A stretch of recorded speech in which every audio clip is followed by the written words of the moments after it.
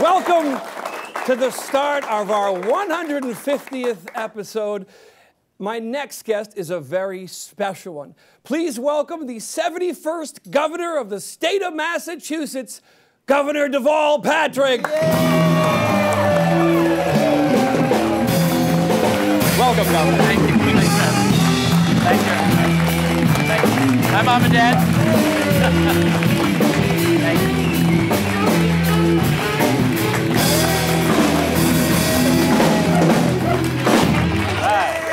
Hey, how are you? We're excited to finally have you on the late night show from the Boston area. What do you think about this? Finally. I had to have a little dig. We've been trying for some time to get you here, and we're just tickled pink to have you here. Well, I hope it was worth the wait. It is. Yeah, it is worth the wait. I'm glad to be here. One thing I want to mention is you've said that people call you a Democrat or a liberal, but you say, I'm an American first. Sure. What do you mean? Well, we are... It's an extraordinary country. We are different from every other country. We're not organized the way other countries are around a common religion or a common language or, frankly, even a common culture. We're organized around a handful of civic ideals. Imagine that, you know. And we've defined them over time and through struggle as equality, opportunity, and fair play. And I think it is worth turning to those ideals. I try to do that not just in my political life, but in my personal life as well, and that's what I'm most proud of. Let's hear for that, everybody. Now, you had a great moment in your life recently. You spoke at the Democratic National Convention, and I wanted to ask you, what did you hope that people that heard that took away from it? Well, it's funny you say, because my expectation when they said we want you to take 10 minutes. On opening night was when my wife said, well, what time? I said, don't worry about it. I'll be the guy, you know, when you tune in and you see the anchor talking to a commentator, and way in the distance is a tiny little figure behind the podium droning above the din. That'll be me. But it went late, so it sort of crept into prime time. My point was really that I really believe in a politics of conviction, that we should believe what we say, and we should say what we believe, and we should stand up for those values. Because I think, frankly, number one, the public reads a fraud every time. And people who are career politicians frequently make the mistake that they can put one over on the public. But secondly, I think we have to have a politics that says we don't have to agree on everything before we work together on anything. And so you and I might agree on issue A. We should work on that. We differ on issue B. That's okay.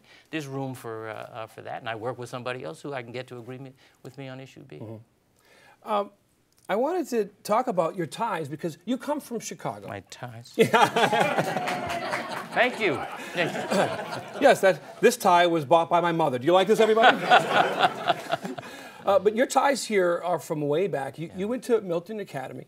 You also went to Harvard University and eventually Harvard Law School, and then you worked at a private law firm in Boston.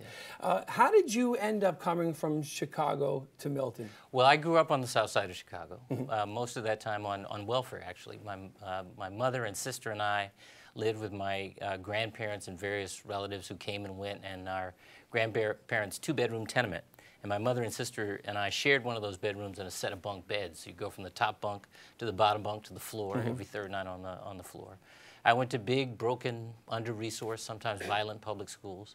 But we had a very strong sense of community, because that was a time when every child was under the jurisdiction of every single adult on the block, right?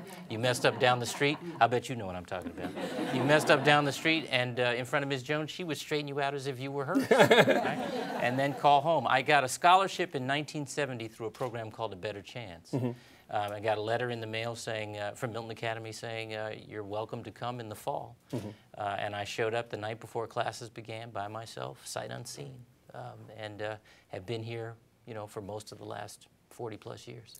One thing I want to mention is, you know, when you see politicians on TV, you don't actually know their story. And as I was reading your latest book, I was learning about you, and it's unbelievable. You truly are a self-made man. You were sleeping on the floor, rotating with your mom and sister, and now you are the governor of the state of Massachusetts.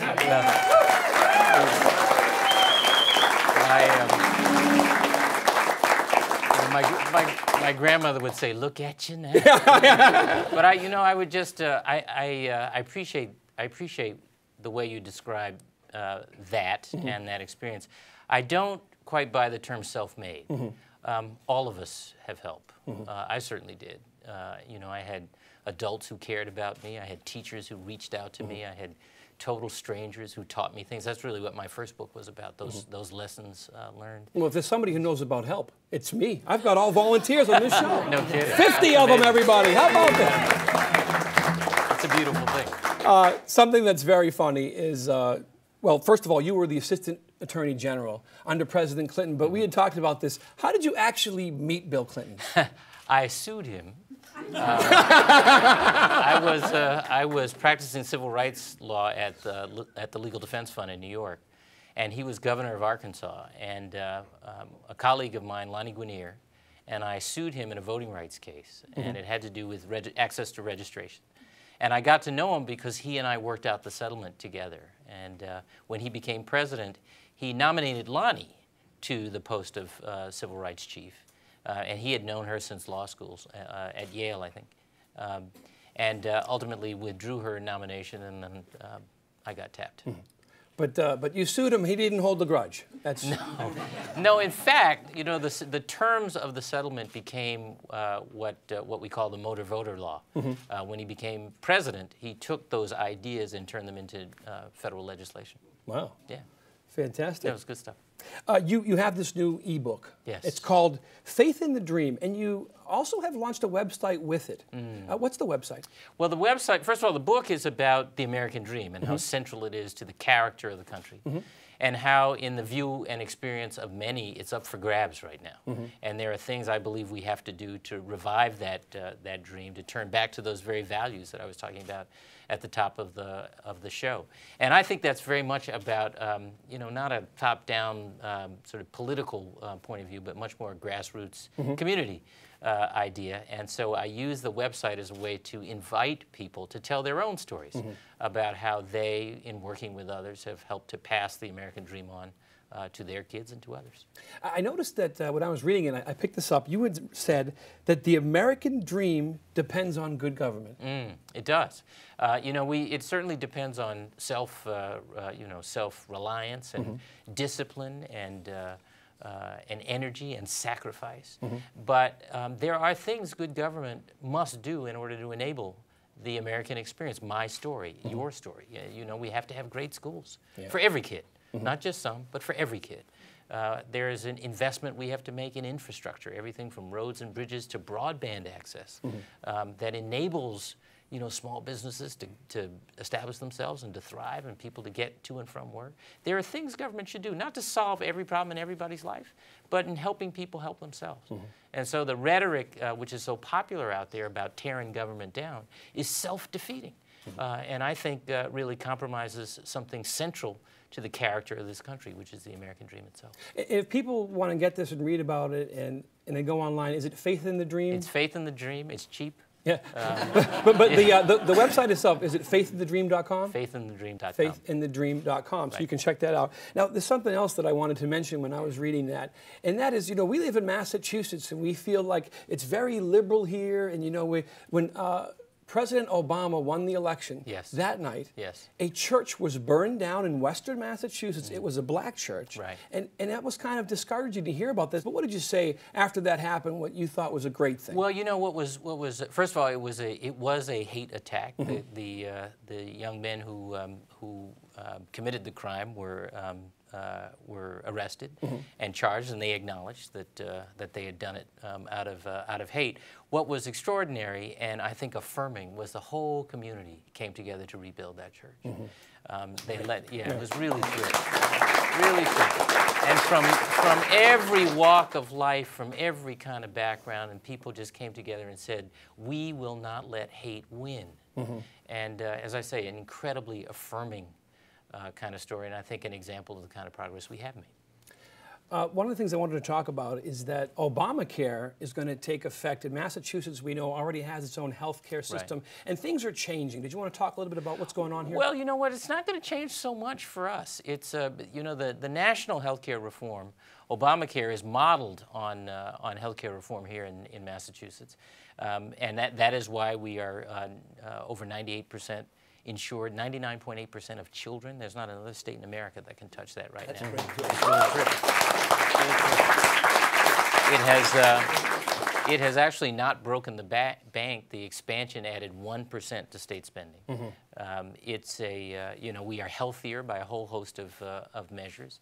People, but businesses are offering insurance to their employees at an even higher level than they did before healthcare reform. So many of the changes around things like pre-existing conditions and not being thrown off of a policy because you get really sick, the things that threaten to push people into bankruptcy. Those are benefits we've been living with for some time now. So it's going to be less of a change for us than for some states. But there are some things we have to do. Mostly, if we do them right, you won't feel them. There'll be adjustments we have to make at the level of state government. But this is a good thing. I wanted to mention this because when you were running for office, one of the things you said was, I ask for your vote, but if you won't vote for me, please vote for someone. Yeah, I feel very strongly about that.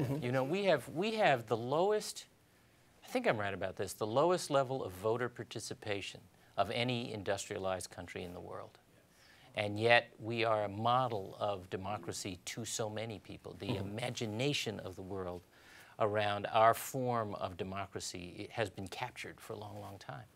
And, and I ran an improbable campaign for governor. A lot of people I met said, nice guy, but not a chance.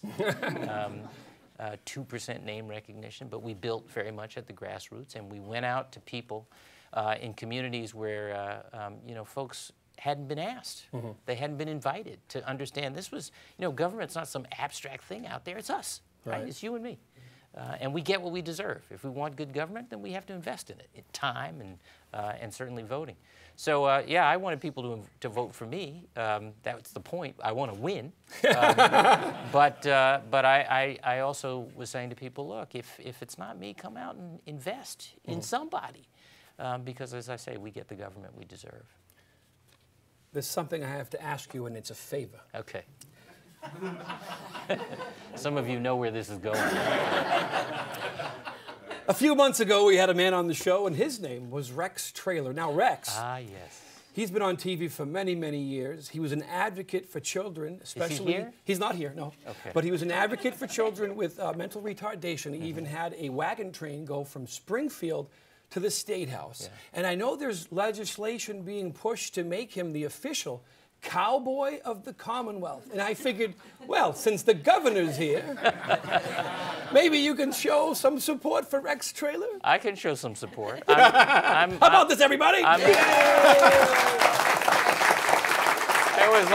always like to remind people I'm governor, not king. So you do have to get the legislation passed. But the way to do that is to engage, right? Call your rep and senator. Tell them you care about it. Ask them to vote for it. And if it gets out of the legislature and gets to my desk, I will sign it.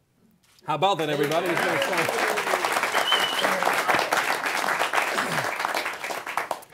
I've got one last favor to ask you. One per customer. Now, this show's about dreams, and people always say to me, if the show makes it, then your dream will come true. But I always say, my dream already has come true. This show airs in 12 countries and in 15 million homes every week and in prime time. How about this? Can I just point out, Steve, your mother is so proud. Your father is so surprised. And my wife still loves me. How about this? So my dream has come true, and obviously you must have dreams too. And so I just wanted to ask you, if in 4 years you decide that you want to run for the President of the United States, we hope that you can come to our show and make that announcement.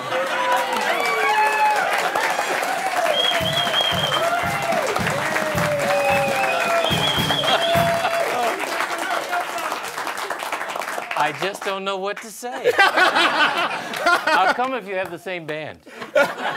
I will. Okay. I'll let you talk it over with your wife first. But if that happens, I know it's very selfish of me, but we'd love to have you back. Thank you. Ladies and gentlemen, it's an honor to have him here, Governor Deval. Thank you for coming, sir. We appreciate it. Thank you, everybody. We'll be right back. Right after this.